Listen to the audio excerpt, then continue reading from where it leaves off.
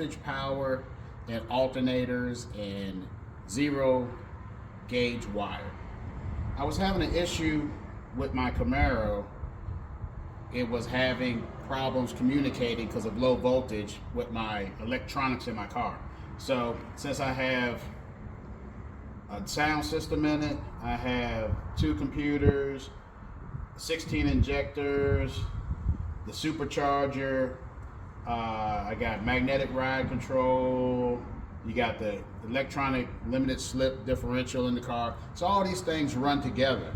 And what GM did, after I did a little bit of research, they designed an alternator that it was built for fuel efficiency. So if it read that your car had enough voltage, some way or another it would disengage the alternator and it would allow less drag on the front end assembly on the car.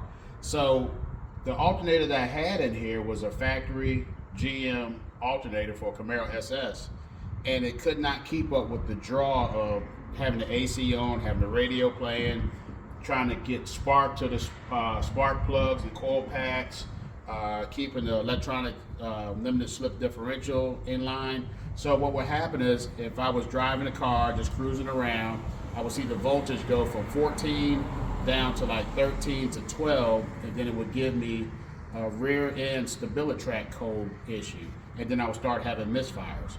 So I talked to Ray at Massive Motors, and he recommended a Mickman 250 amp alternator. So I called up Mickman, I got the 250 amp alternator, uses the stock pulley, so you don't have to change any belts or anything, you don't have to underdrive or overdrive the alternator. And we installed it, and then one of the recommendations that they tell you to do is to run zero gauge wire and run additional wire to ground it and additional wire to your battery. So I have zero gauge OFC wire all throughout the whole car. He ran it underneath the car to the battery because the battery's in the trunk, and you have to put a 400 amp fuse on it 12 inches away from the battery. It puts out a lot of power. The alternator made a big difference in the car. The lights are brighter, the radio plays louder. I haven't had any misfires, or I haven't had any rear StabiliTrak issues coming on. We just had it done a couple days ago, and it seems to be working fine. The car even starts up better. So hopefully with a week's worth of driving, and I can see and diagnose if there's any more problems or issues that are going on, we'll look into it a little bit further. But right now, everything seems to be okay. It doesn't seem to have any issues.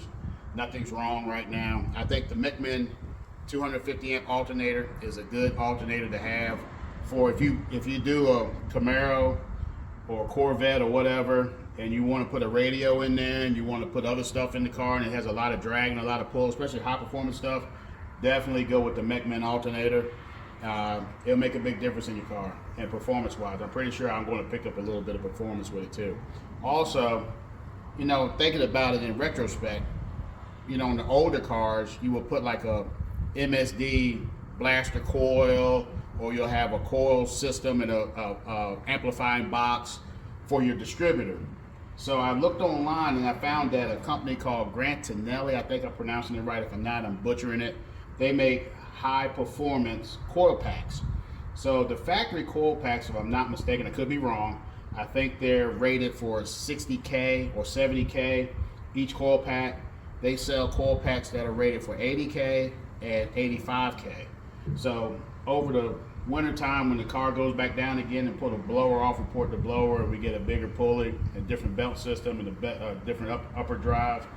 I want to put those Grantinelli coil packs on there just to help get more of the combustion of the air and the gas when it fires. I want to be able to get all of the spark that I can, to get everything that I can get out of the motor when it's put into the combustion chambers. But that's all we have for now.